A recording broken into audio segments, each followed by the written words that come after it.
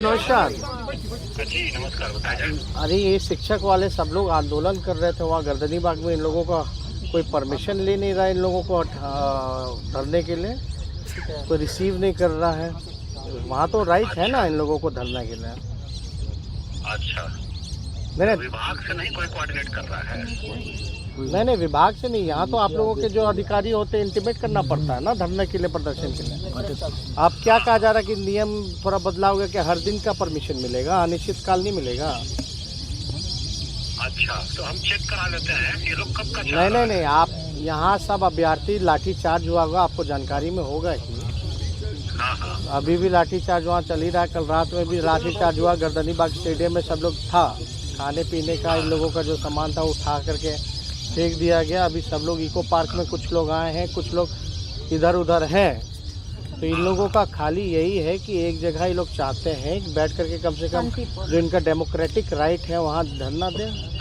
तो इसमें हम आपको व्हाट्सअप करा देते हैं इनका एप्लीकेशन, आप अलाउ कीजिए। हम लोग तो यहीं खड़े हैं इको पार्क में। अच्छा, हम देख लेते हैं, भेजिए, हम दिखवा लेते हैं। नहीं, कब तक बताइएगा?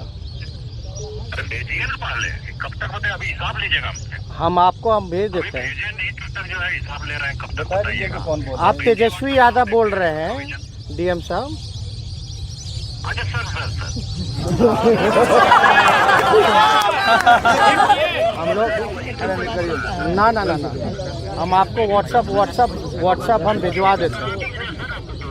नहीं ठीक, नहीं हम लोग हैं इको पार्क में ही सब लोग। जल्दी नहीं तो ये लोग फिर इधर यहीं बैठना पड़ जाएगा हमको। क्या सिस्टम हो गया है।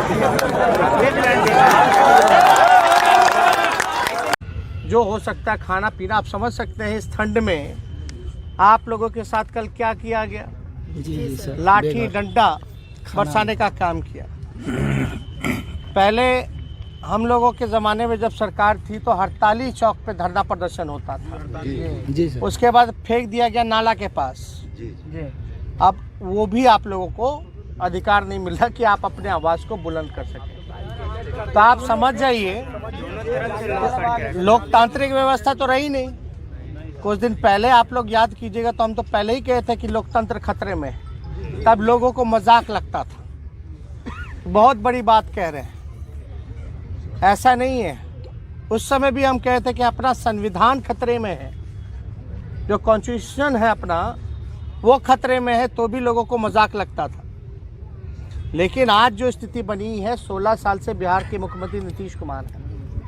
आप देखिएगा लॉ एंड ऑर्डर का क्या हाल हो रहा है। डेली लूट, हत्या, मर्डर, रेप जैसा अपराध पूरा बढ़ रहा है।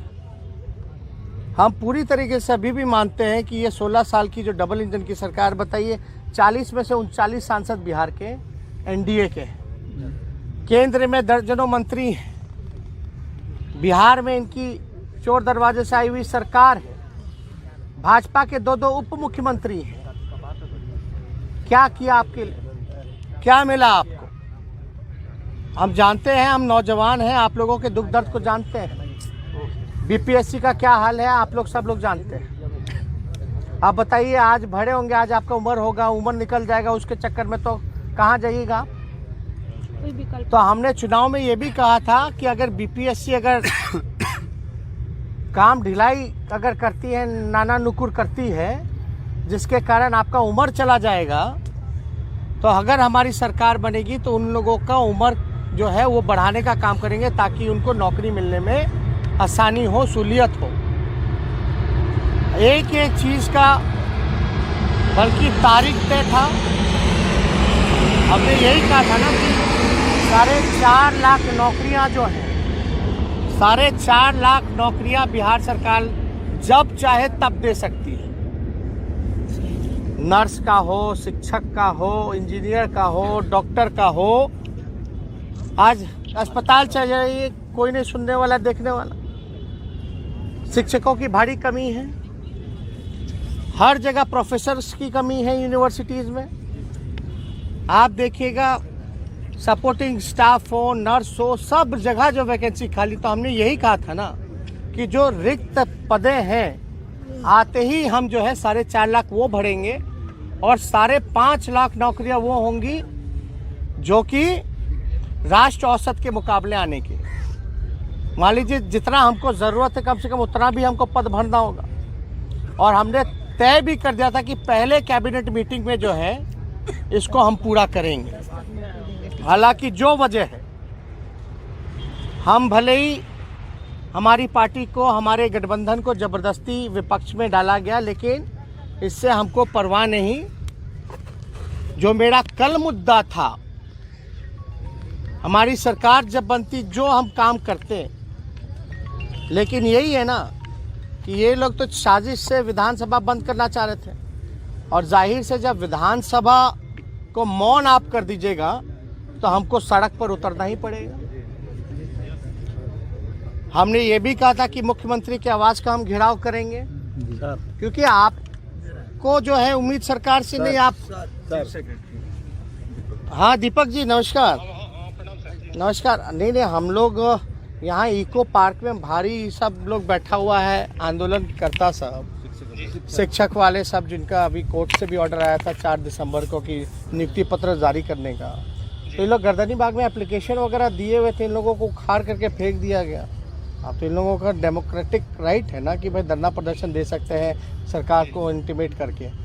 अभी लोग हैं नहीं, कहीं दूर दराज से लोग आया हुआ है, खाने पीने का सब टेंट तंबू सब उखाड़ दिया गया है इन लोगों का पूरी तरीके से। कल हमारी एसपी से भी बात हुई थी, हम बोले भाई धरने का तो इन लोगों को राइट है, और ये लोग गर्दनी बाग में अगर शांतिपूर्ण ढंग से अगर ये लोग कर रहे हैं तो इनको कम से कम अनुमति होनी चाहिए वहाँ करने की। अब आप देखिए, अब इको पार्क में लोग हम लोग बैठे हुए हैं, ये लोग बेचारा सब टिकट कटा करके बैठा है, लगभग हज़ारों की संख्या में। हम यहाँ आए हुए इन्हीं लोगों के पास है, मिल रहे हैं। आप डीएम से कम इन लोगों की अनुमति, वहाँ बैठने की इजाज़त तो मिले। सर्दी का मौसम है, ठंड है, नहीं तो फिर हमको बैठना पड़ जाएगा यहीं इको पार्क में। ठीक,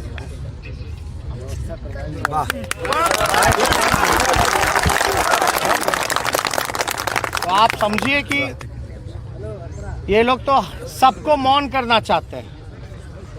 अब लेकिन लड़ना तो पड़ेगा ना, तो लड़ाई हम लोगों को लड़ना है। जो मेरा कल मुद्दा था, आज विपक्ष में हम लोग हैं, आप लोगों की उम्मीदें हैं कि अगर सरकार कुछ नहीं कर रही तो कम से कम विपक्ष कुछ करे, है कि नहीं?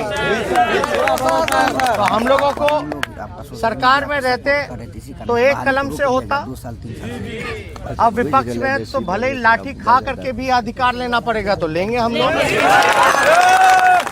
हम लोगों का वही मुद्दा रहेगा। हम लोग आपको क्या मुद्दा है? पढ़ाई, कमाई, दवाई, सिंचाई, ये हम लोगों का अहम मुद्दा है। और सुनवाई और कार्रवाई वाली सरकार होनी चाहिए।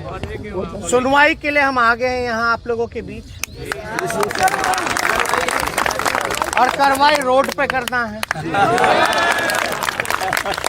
तो हम तो आए हैं आप लोगों के लिए।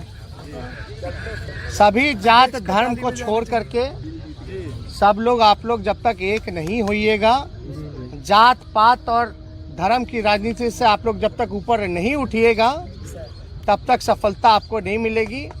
अभी भी लोग देखिएगा,